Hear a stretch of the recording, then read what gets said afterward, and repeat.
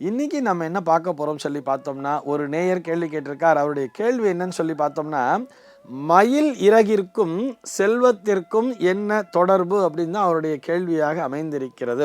அதாவது சமீப காலமாக பார்க்கும் பொழுது இந்த மயில் இறகினை வீட்டிலே வைத்து கொண்டால் அதன் மூலமாக லக்ஷ்மி கடாட்சம் பெருகும் என்கின்ற ஒரு கருத்தானது பரப்பப்பட்டு கொண்டிருக்கிறது. அதுக்காக தான் இந்த நேயர் கேட்டிருக்காரு நான் நினைக்கிறேன். சின்ன வயசுல கூட பார்த்தோம்னா இந்த ஸ்கூல் பசங்கள்லாம் என்ன பண்ணுவாங்கன்னா, இந்த ஒரு மயில் அந்த இறகை கொண்டு வந்து வச்சுட்டு இது குட்டி போட்டிருக்கோம் பார் அப்படின்னு சொல்லி மறுநாள் என்ன பண்ணுவாங்கன்னா அதையே பிச்சு கொண்டு வந்து வச்சுட்டு தபார் குட்டி போட்டிருக்கு அப்படிங்கிற மாதிரிலாம் சொல்லிட்டு இருப்பா தெரியுமா. அது போலத்தான் இதுவும் அப்படின்னு எடுத்துக்கலாம்.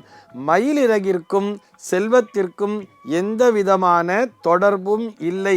மகாலட்சுமிக்கும் மயில் இறகிற்கும் தொடர்பு இருப்பதாக நம்முடைய சாஸ்திரம் சொல்லவே இல்லை. இதற்கான பிரமாணம் எங்குமே இல்லை.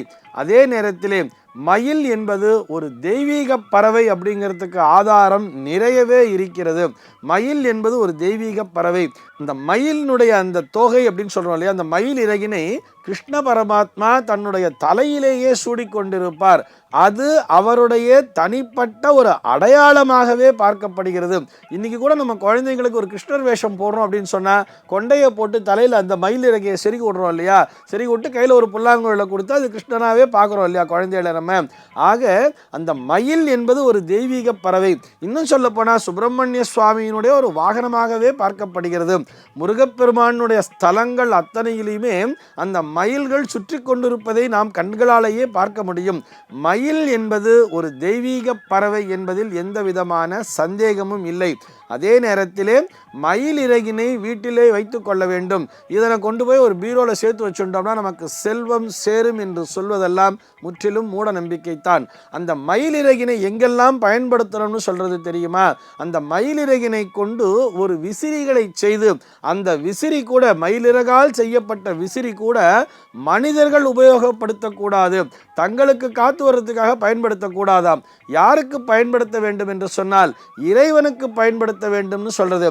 இறைவனுக்கு அந்த சத்திரம் சமர்ப்பயாமி சாமரம் பீஜயாமின்னு சொல்றா இல்லையா, அந்த சாமரமாக அதனை பயன்படுத்த வேண்டும். இறைவனுக்கு அந்த ஷோடச உபச்சாரம் பண்ணும் பொழுது அந்த மயிலிறகால் செய்யப்பட்ட அந்த விசிறிகளை கொண்டு விசிறி விட வேண்டும் அப்படின்னு சாஸ்திரம் சொல்றது.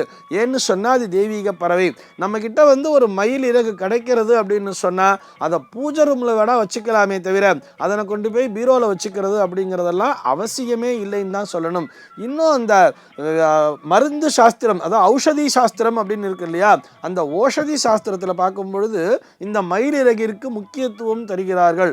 ஒரு அடிபட்ட காயம் என்பது இருக்கும் பொழுது அல்லது ஒரு தீக்காயம் என்பது இருக்கும் பொழுது ஒரு புண் என்பது இருக்கும் பொழுது அந்த புண்ணிற்கு மருந்து போடுவது அப்படிங்கிறது இந்த மயிலிறகால் மருந்தினை தடவும் பொழுது அங்கே தெய்வ சக்தியும் ஒன்றாக இணைந்து அந்த காயமானது விரைவிலே ஆறிவிடுகிறது அப்படின்னு சொல்றார்.